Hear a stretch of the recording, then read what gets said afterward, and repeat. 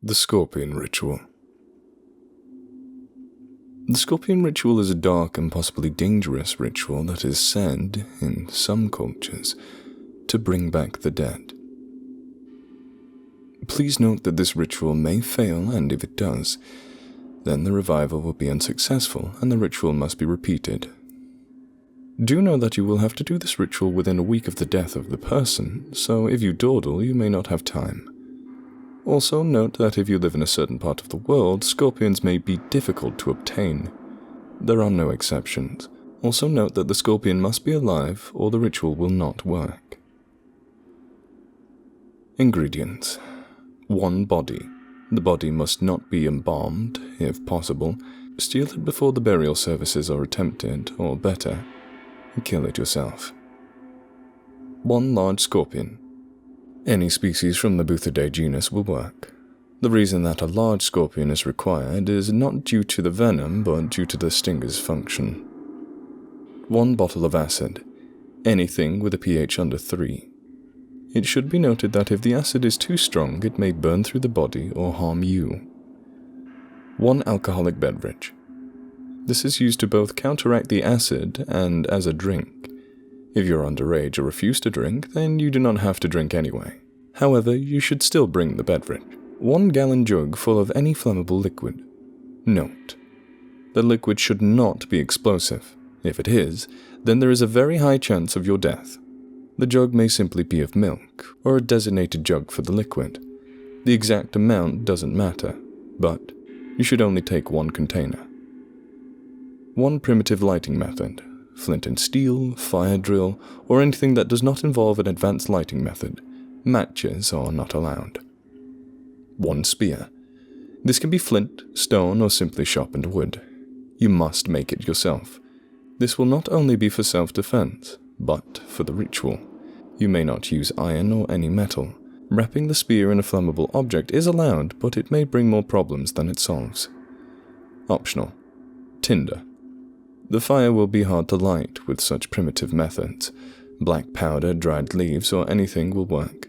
There are no limitations, but be sure to use all of it, and remember that nothing electric can be used.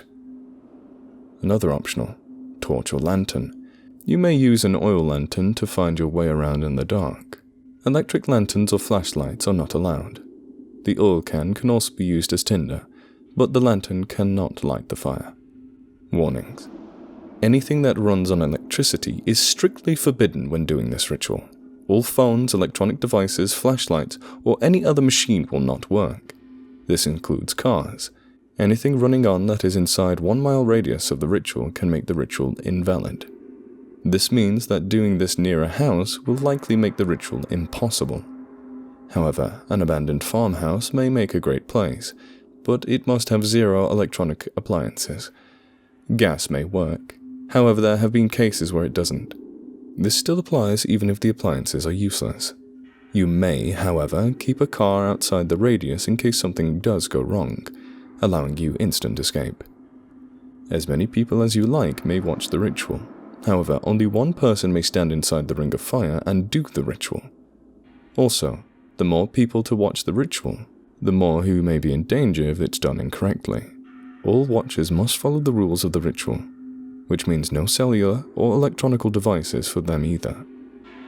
Extra weapons are not allowed for you or anyone assisting you in the ritual.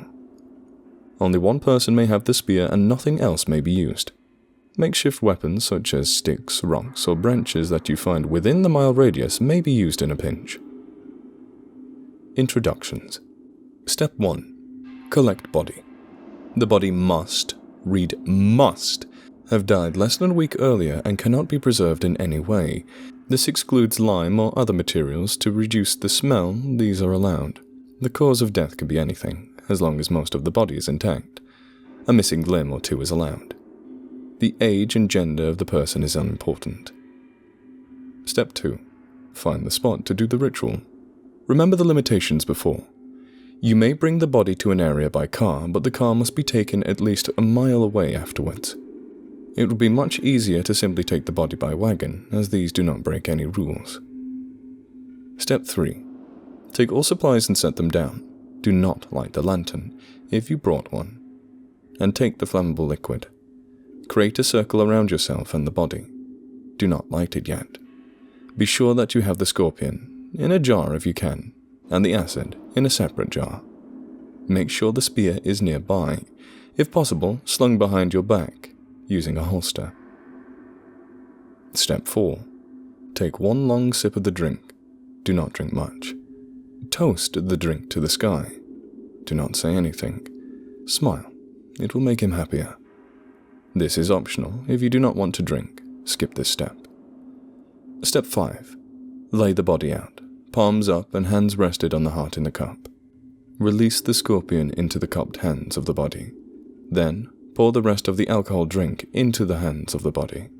It does not matter if it spills out, just that most of the drink is pooled. Step 6. If the scorpion has crawled out, reposition it. Then, using your spear, lightly poke the area in the hands of the body. If you do it right, the scorpion will instinctively sting the hand. You must keep doing this until the scorpion stings once. If you must, force the sting using your own hands, but be careful. Step 7. Light the fire. This may be a difficult process, made more difficult by the fact that the scorpion cannot move from the cupped hands of the body. If you would like, you can do this before you release the scorpion, but this is suggested the other way around. As soon as the fire lights, stand back. Do not allow the fire to touch the body. Let it surround you completely. Beware of asphyxiation by smoke. Step 8. As soon as the fire completely surrounds you, immediately pour the acid directly onto the scorpion. This will kill the scorpion and likely counteract the alcohol. Wait. Keep standing. Do not sit. Do not attempt to leave the circle. If you have any friends, this will be the last chance for them to leave until the revival has begun. Step 9. After a few moments, the area that you dropped the acid on will pool black. At this moment, you must take the spear and stab it into the area where the liquid has originated. If you have trouble identifying its origin, stab multiple places. Step 10. As soon as you do this, the corpse will suddenly shake. Pull the spear back. The corpse will begin to rise. As it does, the fire surrounding you will lower. The moment the corpse is on its feet, the fire will die, leaving you in the dark. Run. Escape. As soon as the corpse has risen, it will gain full control over its body. The dead do not like being woken, and they will likely attack. You may attempt to fight it, but the only way to kill the beast is a direct hit into the area where the poison was placed, the place where the scorpion stung. It will continue to bleed black slowly. If you get a direct hit and penetrate the area, you may be able to kill the beast.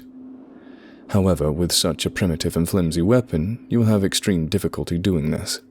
There are 2 other ways to escape the dead. The first is to simply leave the mile radius and escape. The body will be able to leave the radius, however, as it is not a barrier for him too. It will likely chase you for the rest of your life, until it or you are ended. The second is to hide. The dead fear the light. It is the last thing they saw when they died. Fire will likely not scare them, however sunlight may. If you can hide the rest of the night, a good idea would be to do the ritual less than an hour before sunrise. Do remember that if the sun rises at all during the ritual, it will not work. Then you might be able to scare off the beast. Attacking the monster is not suggested at any time unless you can possibly kill the body within a minute of reanimation. The longer the body is alive, the angrier they will get at being alive. The dead are known to be physically weak, but fast and able to regenerate small wounds. If you have any friends who watch the ritual, be sure to account for them the next day. Even though they did not help you bring the body back, the body may still show rage for them. Anyone who is not found the next day will likely have been killed.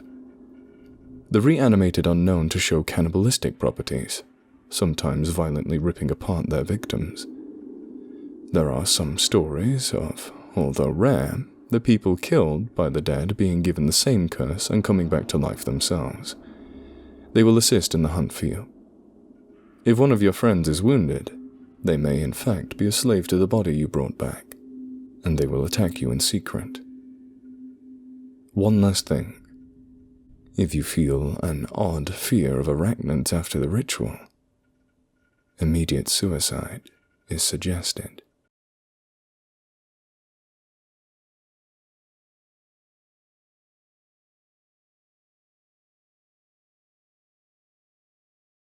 If you like this video, please consider subscribing. And if you're an animal lover like me, please consider donating to the World Land Trust, a charity that aims to help wildlife through buying land, preventing development, and helping endangered species.